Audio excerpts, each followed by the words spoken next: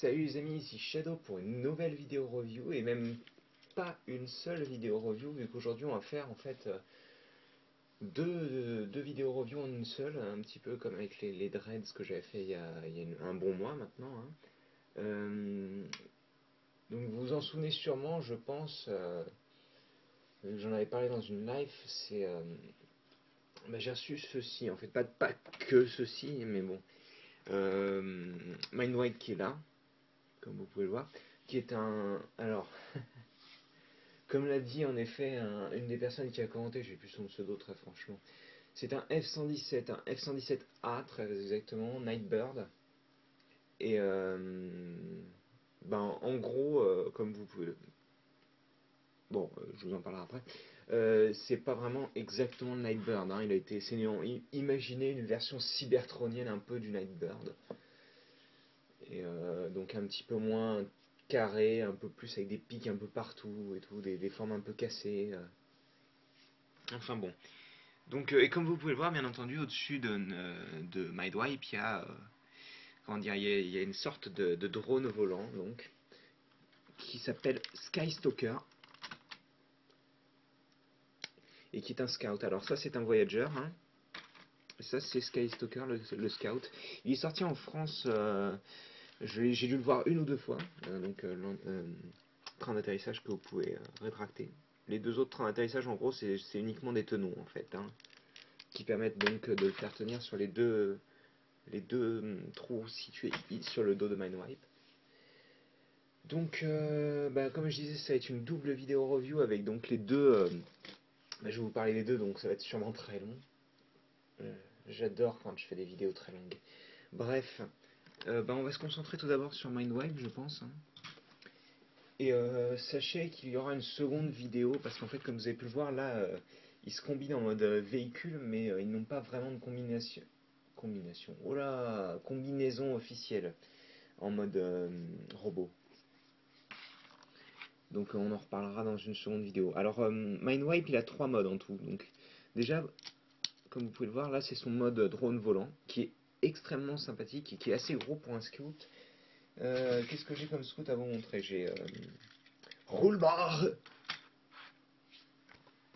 Voilà, rollbar, hein. Si vous connaissez un peu Vangelus, voilà.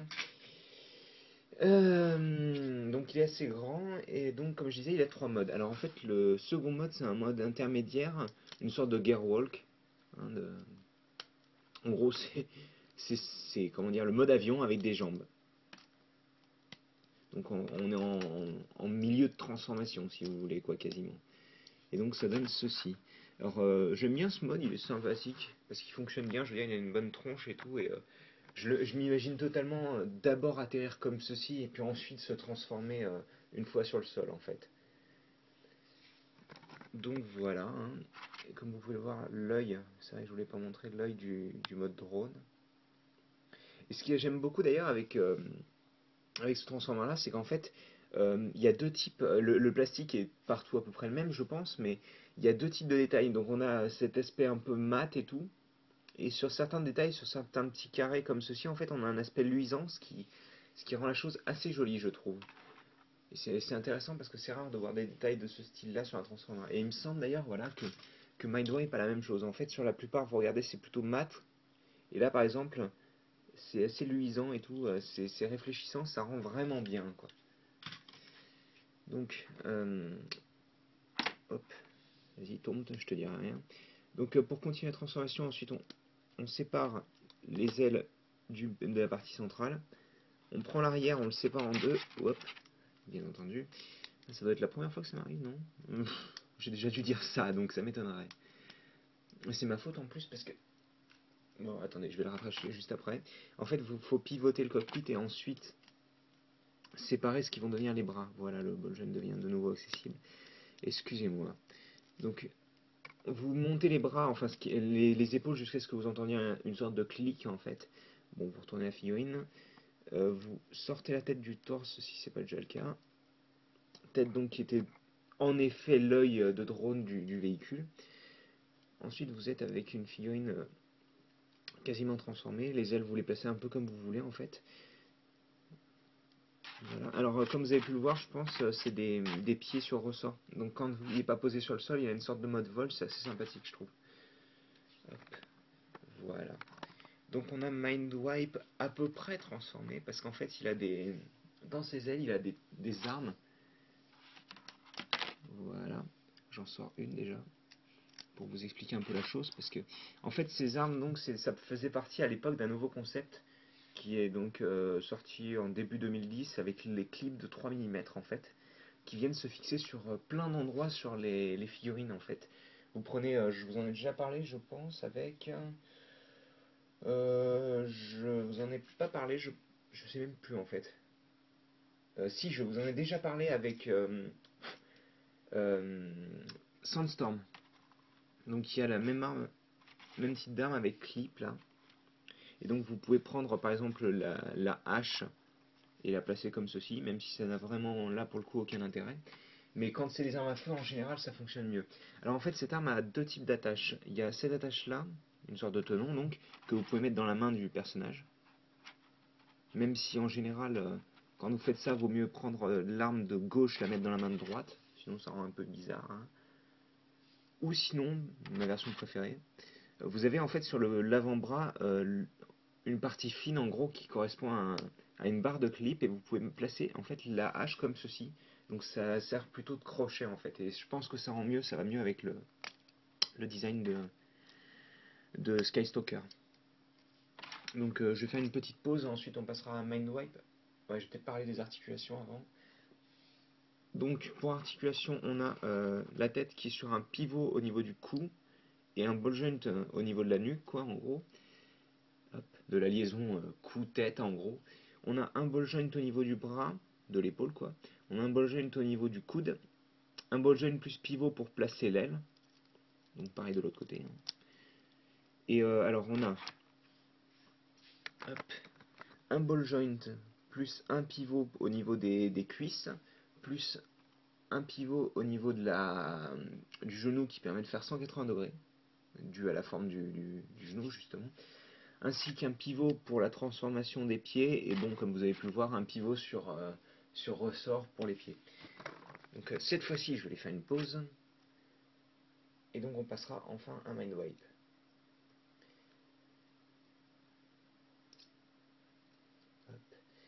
Donc ce scout a une repaint qui s'appelle, il me semble que c'est Sunburst, je pense. Alors là, je sais plus du tout, elle est jaune et blanche. Faut aimer, franchement, c'est un peu différent. Je préfère quand même la version donc Skystalker, la version d'origine quoi. Donc vous pouvez mettre comme ça pour un aspect assez dynamique, je pense. Pour peu qu'il veuille bien tenir, bien entendu. Je sais pas comment ça rend en caméra. Ok, d'accord. Euh, Pourquoi tu refuses de tenir? Donc en fait, c'est surtout les ailes qui permettent de donner un aspect dynamique et la pose rend absolument nawak sur l'image, mais bon, je vais pas perdre de temps. Donc oui, ça c'est une figurine que je recommande clairement, hein, Skystalker, parce que il est très articulé, il a trois modes tous sympathiques, même si bon, il y en a un qui est un peu anecdotique, on va dire. Et il fonctionne bien, quoi. Je veux dire, ça doit être, je pense, un des meilleurs scouts de la gamme, et c'est pas peu dire parce que la gamme scout de Revenge of the Fallen et jusqu'à ce qu'elle s'arrête à Dark of the Moon, c'était vraiment génial, quoi. Hop. Donc ensuite, on passe à Mindwipe qui, comme je le disais, est un F-117A Nighthawk. Nightbird, Nighthawk. Oh là là. Ils vont. Je suis censé être quand même avoir un minimum de connaissances sur les avions. Mais... Non, il me semble que c'est bien Nighthawk en effet. Donc je disais Nightbird tout à l'heure et c'est Nighthawk. Donc, en dessous, vous avez différents détails du mode robot, hein, mais aussi des trains d'atterrissage donc, que vous pouvez rétracter. Hop, voilà. Et il tiendra quand même assez bien, même sans ces trains d'atterrissage, dû aux deux petits pieds rouges qui sont situés ici en fait. Hop, ici, vous pouvez voir la tête du mode robot ici. Voilà. Donc je pense qu'on va passer tout de suite à la transformation vu qu'il n'y a pas grand chose à dire. J'ai pas essayé de traduire les symboles cybertroniens, même si on a en effet l'alphabet Decepticon, vu que c'est un Decepticon. Hein. On a l'alphabet Decepticon du film, donc je sais pas si ça veut dire quelque chose en particulier ou non. Hein. Bah, si vous avez du temps à perdre, tout comme moi, essayez d'aller voir, tapez alphabet Decepticon sur internet et vous trouverez bien, je pense. Hein. Voilà, je vous montre bien les symboles comme ça, vous aurez pas. Là. Là. Allez, c'est parti, traduisez-moi ça. Vous avez 5 minutes. Ce sera dans votre moyenne générale de l'année. Hein. Donc, pour la transformation, ce que vous allez faire déjà, c'est à ce niveau-là, il y a une coupure que vous allez détacher. Hop là, comme ceci. Donc on va avoir toute la partie avant qui va être détachée, là, l'espèce de partie en V, qui va être détachée, donc la partie cockpit, qui va pivoter. Bon, pour le moment, ça permet de l'avoir hors de la voie. Ensuite, vous prenez ce qui va devenir les jambes, en fait, et vous pivotez vers le bas. Vous ramenez vers l'arrière, en fait, ce qui va être le genou, et vous pivotez à 180 degrés les hanches. Donc on a en gros ben, des jambes, quoi, en gros. Ensuite, on va prendre. Alors, il y a deux. Il faut que je monte ça correctement. Il y a deux pivots. Il y en a un à ce niveau-là et un au niveau du pied. Donc, vous prenez le pivot du pied, par exemple, et vous prenez l'autre pivot. Donc, ça donne une sorte de jambe un peu bizarre, là. Mais si vous la placez correctement, ça va mieux. Hein. Vous pouvez laisser comme ça, si vous préférez une jambe un peu plus grosse, on va dire. Mais je trouve que ça rend un peu mieux comme ça, en fait. Donc niveau histoire, Mindwipe c'est un headmaster de G1 à la base, qui se transforme en chauve-souris. Et donc les headmasters c'est en gros c'est une gamme qui avait deux figurines en gros par pack. On avait une figurine principale qui était le corps du robot et une autre figurine secondaire on va dire qui était un headmaster qui était la tête du robot en fait. Donc on sépare les deux parties du cockpit. J'aimerais bien que ça reste correctement. Ensuite, on sépare à ce niveau-là. Voilà. On prend l'empennage et on le met comme ceci. Ensuite, on continue de pivoter le torse jusqu'à ce qu'il soit.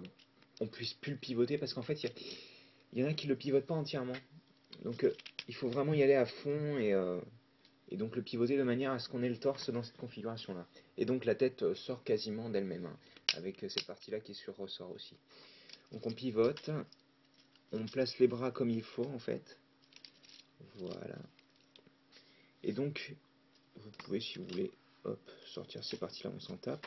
Et pivoter le tout, donc, pour faire ressortir la main. Vous la pivotez encore une fois jusqu'à ce que vous entendiez le clic. Sur ce bras-là, on l'entend pas, mais... Et vous prenez, en fait, l'arme, qui est une partie du cockpit, et vous la fixez à l'arrière. Donc pareil de l'autre côté, je vais essayer de remontrer mieux. Vous prenez, tirez avec l'arme par exemple. Vous entendez le clic, vous placez l'arme. Alors, est-ce que je vais pouvoir avoir tout en caméra ou non? Pas tout, mais bon. Donc il est pratiquement terminé. Et la dernière transformation, en gros, c'est vous appuyez sur l'aile. Attendez, je vais essayer de montrer ça correctement. Vous prenez, vous appuyez sur l'aile, et elle va se... Hop.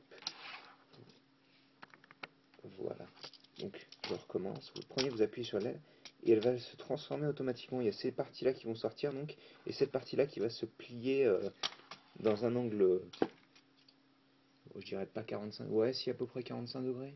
Ouais. Donc pareil de l'autre côté, je vais essayer de le remontrer de là-haut. Regardez. Vous prenez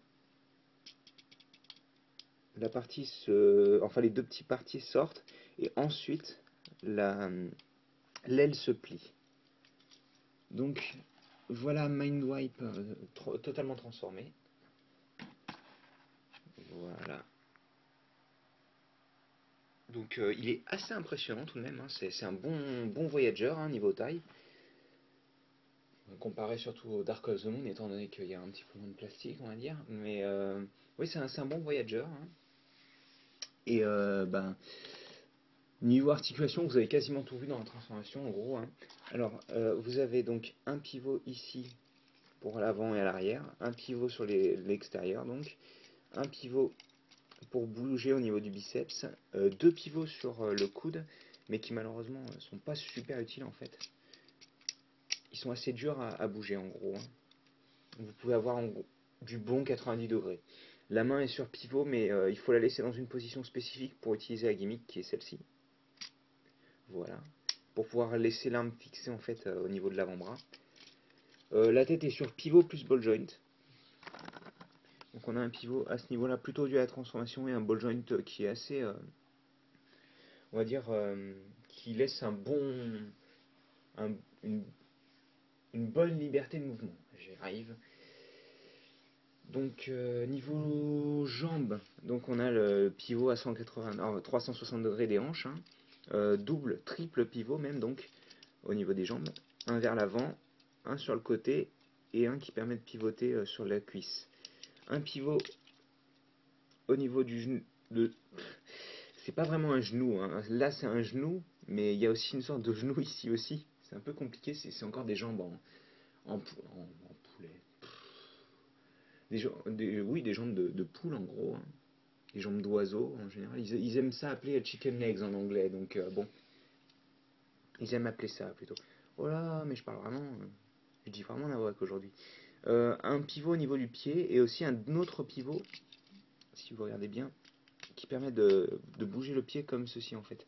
Ce qui permet un peu plus de mouvement et un peu plus de stabilité aussi dans les poses avec les jambes écartées.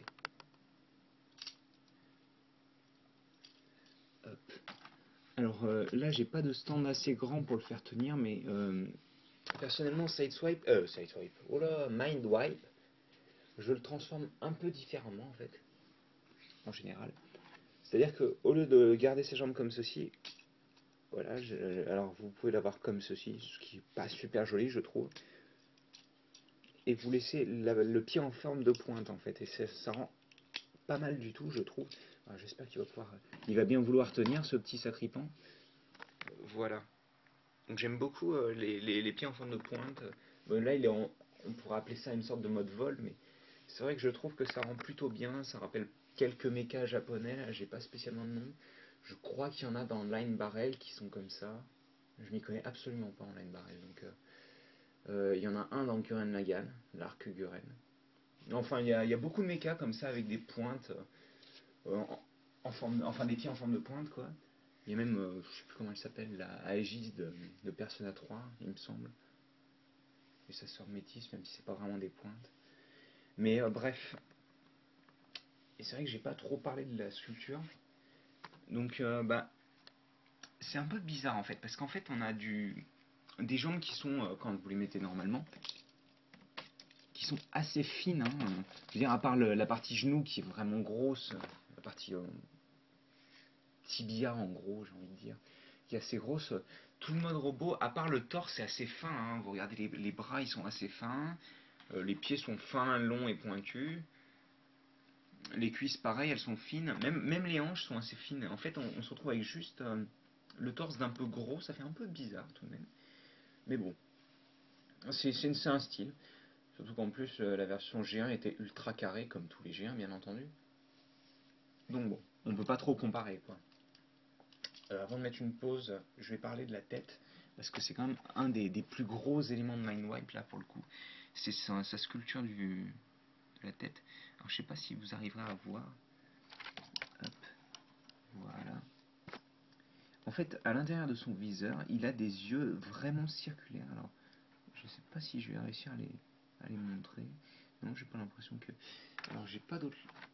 Non, j'ai pas d'autres lampes. Mais en gros, donc vous avez deux yeux au niveau du viseur.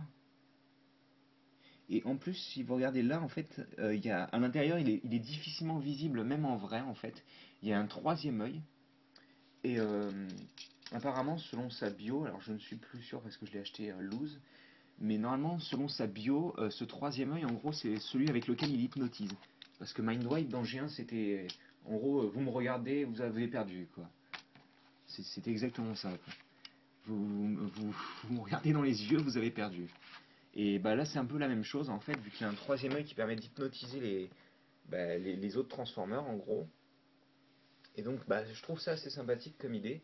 Surtout qu'en plus, si vous regardez quand même, il est assez flippant avec ses grandes épaules, ses grandes ailes, ses formes en pointe et tout. C'est vrai que, bon, c'est pas vraiment le Transformer qu'on a envie de rencontrer dans une ruelle sombre le soir, quoi. Bon, je suis pas sûr que vous ayez envie de rencontrer un Transformer de toute manière dans une ruelle sombre le soir, mais... Enfin bon. Je vais lui mettre une pause, donc, et on va terminer la review.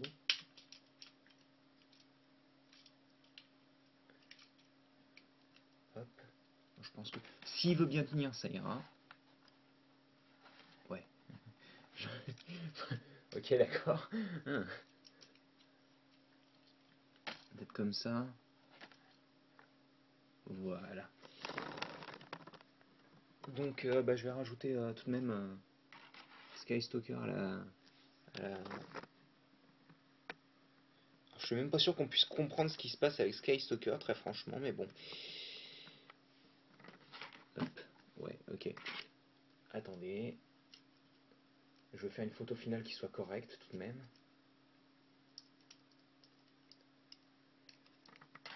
Voilà, il a une pose un peu plus neutre, mais au moins il est compréhensible. Donc, bah, ce set de deux figurines est très sympathique, ils vont bien ensemble, hein, comme vous pouvez le voir, donc même schéma de couleur un peu, même si lui a plus de rouge tout de même. Euh, Même thème, c'est un avion furtif, et là c'est un drone furtif. Les robots ne se ressemblent pas tellement, hein, je veux dire, à part le fait qu'ils ont des ailes sur les épaules et qu'ils sont assez fins dans certains endroits, ils se ressemblent pas tellement.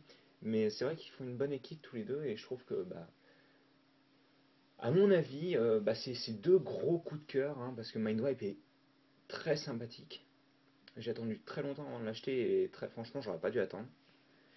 Euh, Skystalker est vraiment génial. Celui-là, franchement, vous pouvez y aller, il n'y a aucun problème.